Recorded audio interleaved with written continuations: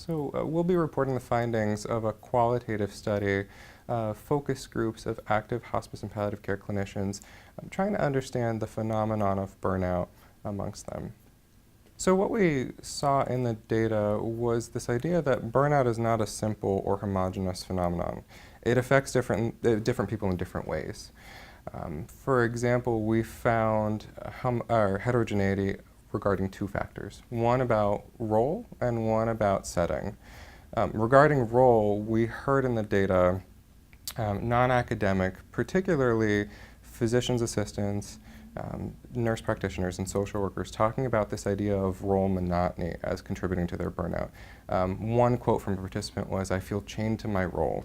And the idea that potentially having some flexibility in their role, not being 40 hours a week, doing active clinical practice, might actually build up some resiliency and allow them to refresh.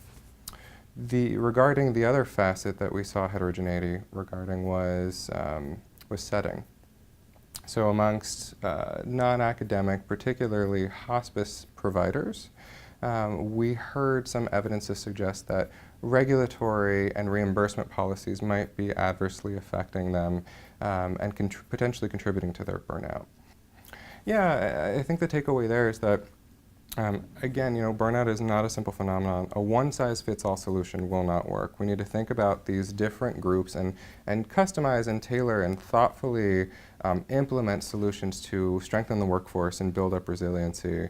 We have evidence to suggest that burnout operates at multiple levels. At the individual level, at the individual practitioner level, things like having self-regulation strategies. Participants talked about things like mindfulness meditation, psychotherapy, yoga, as well as having boundaries about certain topics or practices. We also found data to suggest that burnout operates at the interpersonal level. Things like safety in numbers was a theme that came up in our data.